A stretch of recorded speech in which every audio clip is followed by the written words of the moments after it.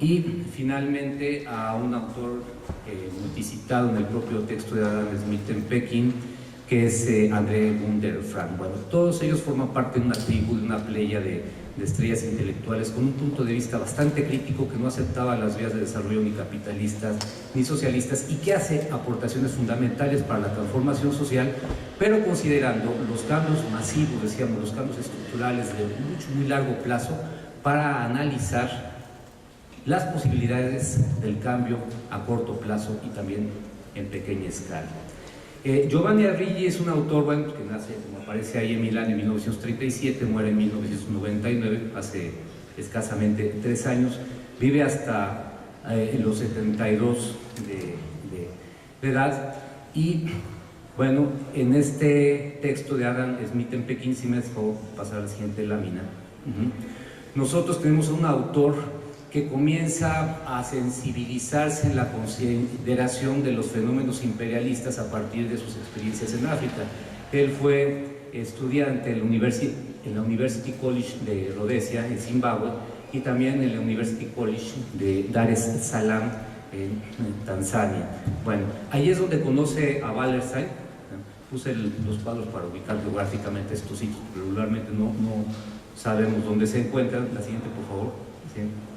Y finalmente se desplaza a los Estados Unidos, en donde hacia 1969, junto con Immanuel Wallerstein y John Hopkins, fundan una cátedra orientada al estudio de la economía de las civilizaciones y de los cambios a largo plazo, que finalmente va a desembocar, particularmente a la muerte de Brodel, en la fundación del Fernand Brodel Center en la Sony Binghamton en Nueva York. Bien, la siguiente, por favor. Bien, Arrighi se asume como deudor no solo de los pensadores intelectuales anteriores, sino también de Adam Smith, de Max Weber, de Karl Polanyi, de Joseph Schumpeter y de Antonio Gramsci. Vamos a intentar ver por qué. La siguiente, por favor. Porque todos estos autores logran ser la plataforma a partir de la cual él va a hacer una síntesis histórica importante, mediante la cual va a producir el concepto de ciclos sistémicos de acumulación. Con el concepto de ciclos sistémicos de acumulación de capital, él hace una aportación sustancial en el terreno de la historia económica, porque los ciclos sistémicos de acumulación de capital sirven para designarnos las fases o patrones, los patrones recurrentes de desarrollo que va experimentando el sistema capitalista en su evolución, considerando que la modernidad hubiera podido comenzar a partir de fines del siglo XV y finales del siglo XVI. Esas fases son unas fases A de expansión y crecimiento material y unas fases B de contracción, estancamiento, ¿verdad?, y crisis económica. Entonces el sistema a lo largo de 700 años se ha ido desarrollando pero de una manera contradictoria, con altibajos. En el terreno de la economía política también son importantes las consideraciones de Arrighi, porque permite romper con los límites, con los mitos liberales que tienden a separar el análisis del Estado del análisis de los mercados. La economía política, desde sus orígenes, fue diseñada para orientar a los legisladores en la toma de decisiones, sobre todo en el terreno económico. Y en este caso, Arrighi nos explica cómo no existen procesos de acumulación de capital sin la presencia del Estado. Estado y empresas son fundamentales. Y en este mismo sentido, podemos pensar que existe una aportación del autor a la historia de las civilizaciones. Esto es importante porque él, lo mismo que Max Weber y que Brodel, establece el surgimiento estructural de la modernidad en la fusión del Estado con el capital. Aproximadamente hacia fines del siglo XV, en lo que Brodel llega a llamar el largo siglo XVI, que es un siglo aproximadamente de 198 años, se va produciendo las articulaciones entre el Estado, considerado como un corpus de organizaciones gubernamentales, con el corpus o el cuerpo de organizaciones empresariales. Las organizaciones gubernamentales estarían representadas por las aristocracias terratenientes, políticas y militares, en tanto que las aristocracias económicas estarían representadas por los comerciantes y financieros destacados de aquella época. En el campo de la economía, la sociología y la politología hay una aportación fundamental, en este caso, sí, de Brodel, por conducto de Arrighi, al hacer entender que el capitalismo no es una infraestructura, sino es una superestructura. Brodel habla, y lo cita Arrighi, del capitalismo como el ámbito en donde habitan los grandes depredadores, está haciendo alusión directa a los grandes consorcios monopólicos, e impera la ley de la selva. El sustrato siguiente sería el del mercado y finalmente el de la vida material. Esto lo podemos encontrar en Civilización Material, Economía y Capitalismo de Brodel. Lo rescata Arrighi y a partir justamente de esta consideración es que él comienza a escribir la historia del capitalismo como una superestructura que nos va a llevar a entender la disociación que hay entre sociedad y capitalismo. No hay sociedades capitalistas, se nos dice, existen sociedades o sistemas sociales subordinados al capitalismo. En el campo de las teorías sobre las crisis,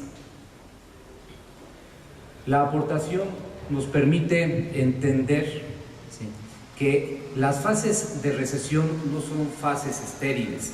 Las fases de recesión en los sistemas sociales son periodos en los que es posible reestructurar, reorganizar a los estados, a las agencias empresariales y comenzar a organizar la guerra. Es por eso que hacia el siglo XXI, todas estas modificaciones que tienden a desplazar el centro geopolítico internacional desde Occidente a Oriente, dicen, bueno, puede ser que permitan reestructurar el sistema, pero no sin atravesar por el trámite de una gran cantidad de conflictos sociales en la disputa por el control monopólico de los recursos. Por tanto, en el caso de la geopolítica, bueno, estamos viendo ya claramente, ¿verdad?, la posibilidad de pasar a la consideración de las transformaciones que están ocurriendo en China. ¿Por qué? Porque estos centros neurálgicos del comercio y las finanzas que habían transitado desde España a Holanda, de Holanda a Londres, de Londres a Nueva York, actualmente estarían, ¿verdad?, encontrando su sitio de reproducción en la misma zona que está funcionando actualmente como el gran taller del mundo. No es solo el gran taller del mundo, sino el gran taller capaz de suministrar recursos financieros a la gran potencia en declive que son los Estados Unidos. Y finalmente, en el campo de la prospectiva, si bien China está mostrándonos posibilidades de crecimiento, posibilidades de transformación, China en sí no existe como una entidad aislada del concierto de estados nacionales. Arrighi se inserta dentro de los autores que analizan las grandes transformaciones que caracterizan a la humanidad por construir un sistema complejo de estados nacionales en un proceso de multiplicación creciente. Al principio eran 7, actualmente son más de 201, y el proceso de formación de una economía capaz de integrar al planeta entero, atravesando los límites, las formas de operación y de organización de todos estos estados nacionales. Entonces, lo que aparece, y con esto termino, aportando a Arrighi en el campo de la prospectiva, son un conjunto de reflexiones para detectar las limitaciones que el capitalismo histórico está teniendo en su reproducción. Cada vez tenemos estados y empresas más grandes, más complejos, más sofisticados, más poderosos, más potentes, con mayor alcance, pero la capacidad de reproducción de la productividad del trabajo y del capitalismo como estrategia de generación de utilidades es cada vez más frágil, es cada vez más débil. Entonces, sí, efectivamente, puede ser que exista un futuro promisorio, pero, y es lo que comentaba la compañera Tere Chávez hace un rato, no sin atravesar por una fase de caos, de conflictos, cuya marcha no puede ser descifrada en la actualidad con certeza, porque existen demasiadas incertidumbres, demasiados conflictos y demasiados intereses involucrados, y de aquí, bueno, la importancia de consultar y de leer la obra de Arrighi, no solo el trabajo de Adam Smith en Pekín, que ahora, bueno, capta nuestra atención, sino también obras precedentes como Orden y Caos en el Mundo Moderno, Movimientos Antisistémicos y particularmente el largo siglo XX. Muchas gracias.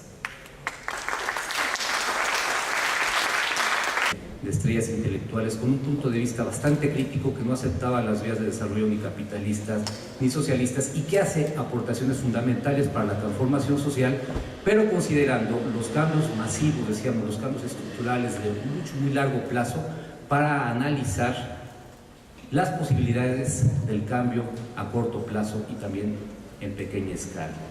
Giovanni Arrighi es un autor, bueno, que nace, como aparece ahí, en Milán en 1937, muere en 1999, hace escasamente 3 años, vive hasta los 72, y finalmente a un autor multicitado en el propio texto de Adam Smith en Pekín, que es André Gunter-Frank. Bueno, todos ellos forman parte de una tribu, de una playa de edad, y bueno, en este texto de Adam Smith en Pekín, si me dejó pasar a la siguiente lámina, nosotros tenemos a un autor